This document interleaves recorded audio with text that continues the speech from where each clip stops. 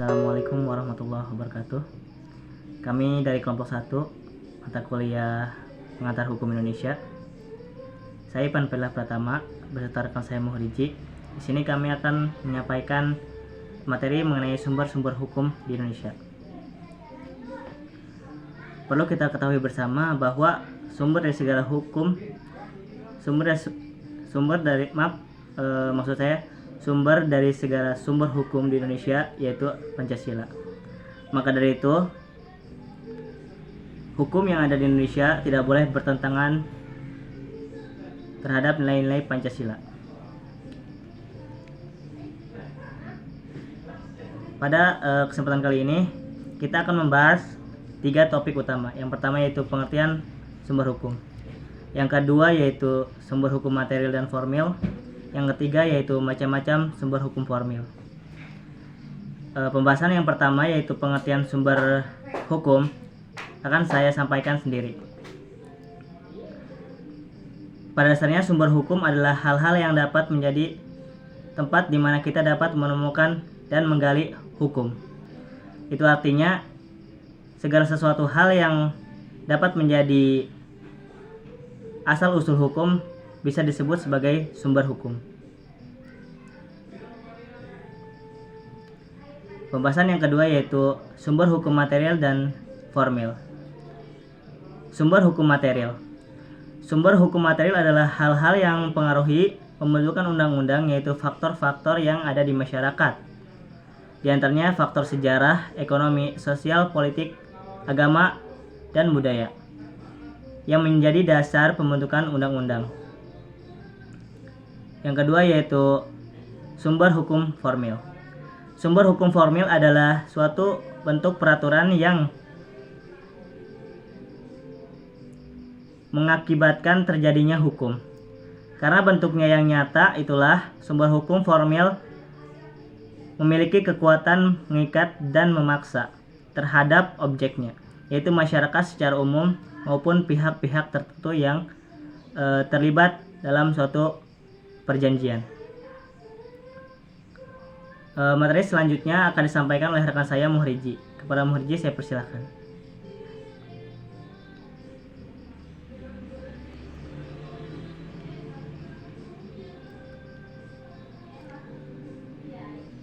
Baik, terima kasih Ipan. Di sini saya akan melanjutkan pembahasan mengenai macam-macam sumber hukum formil. Bisa kita ketahui bersama bahwa sumber hukum itu ada 5 ya teman-teman.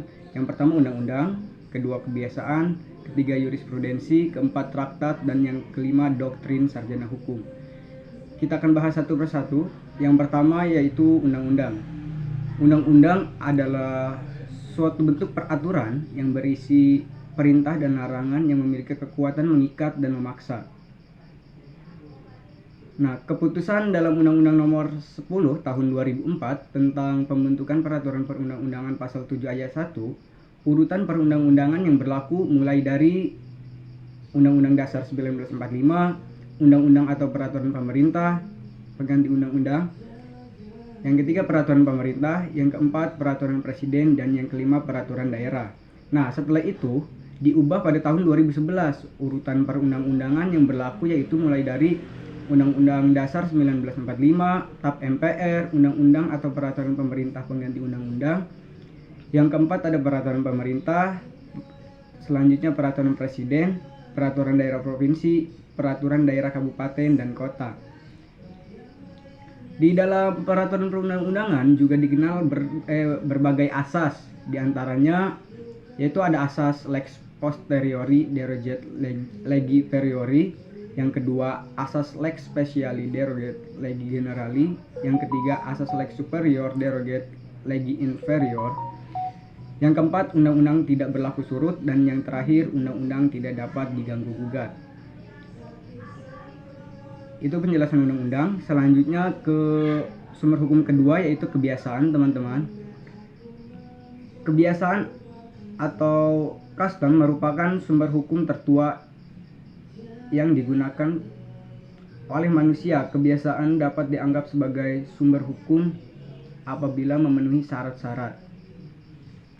Bisa kita lihat di sini syarat-syarat Berlakunya hukum kebiasaan, maksud saya berlakunya sumber hukum kebiasaan yaitu pertama harus terdapat suatu tindakan atau perbuatan yang dilakukan berkali-kali dalam hal yang sama dan dilakukan oleh orang banyak, dan harus ada suatu keyakinan di dalam diri orang-orang tersebut bahwa peraturan-peraturan yang timbul karena kebiasaan tersebut memiliki maksud dan tujuan yang baik serta memiliki kekuatan mengikat.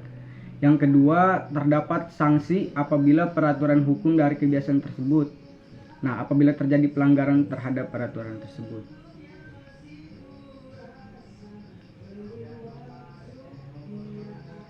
Pembahasan selanjutnya yaitu sumber hukum yang ketiga ya teman-teman. Ada jurisprudensi atau keputusan hakim. Jurisprudensi ini merupakan peraturan-peraturan yang timbul karena keputusan-keputusan hakim. Jurisprudensi diartikan sebagai rentetan keputusan-keputusan hakim yang di dalamnya membahas masalah yang sama. Jurisprudensi juga sering disamakan dengan ijma pada sistem hukum Islam, yang artinya yaitu pendapat dari para ahli pada suatu masa yang membahas suatu persoalan yang sama. Itulah jurisprudensi teman-teman. Jadi jurisprudensi ini merupakan keputusan hakim yang bisa dijadikan sumber hukum. Yang keempat, ada traktat. Traktat merupakan suatu perjanjian yang diadakan dan disepakati oleh dua negara atau lebih. Apabila ada dua negara mengadakan suatu perjanjian dan disepakati oleh pihak-pihak yang bersangkutan, maka perjanjian itu disebut traktat atau perjanjian internasional. Traktat ini pun terbagi menjadi 3 macam, yaitu ada traktat bilateral, perjanjian hanya diikuti oleh dua negara. Ada traktat multilateral, perjanjian yang diikuti oleh lebih dari dua negara. Dan yang ketiga ada traktat kolektif atau traktat terbuka, yaitu perjanjian internasional diikuti oleh lebih dari dua negara. Bisa diikuti oleh semua negara ya, sesuai kesepakatan lah teman-teman. Dan selanjutnya ada doktrin sarjana hukum. Doktrin ini merupakan pendapat dari para ahli atau para sarjana hukum yang terkemuka. Dalam memberikan keputusan, biasanya hakim sering berpegang pada pendapat sarjana hukum yang memiliki pendapat atas suatu perkara hukum dan menjadikan pendapat tersebut sebagai dasar keputusan untuk menyelesaikan suatu perkara. Doktrin dapat dijadikan sebagai sumber hukum apabila undang-undang, traktat, dan jurisprudensi tidak memberikan jawaban hukum atas suatu perkara. Jadi disitulah doktrin sarjana hukum bisa digunakan sebagai sumber hukum. Nah, beberapa contoh doktrin diantaranya yaitu ada ajaran Imam Syafi'i yang sering digunakan oleh pengadilan agama dalam putusan hukumnya. Yang kedua ada dalam hukum tata negara Indonesia mengadopsi konsep trias politika yang dikemukakan oleh Montesquieu ya. Itulah mungkin penjelasan mengenai sumber-sumber hukum. Selanjutnya saya kembalikan kepada moderator. Baik, terima kasih kepada rekan saya Muhriji yang telah menyampaikan materinya. Baiklah, demikian pembahasan yang dapat kami sampaikan. Kurang yang dan lebihnya saya mohon maaf. Maksud saya kami mohon maaf. Wabillahi taufiq wal hidayah. Wassalamualaikum warahmatullahi wabarakatuh.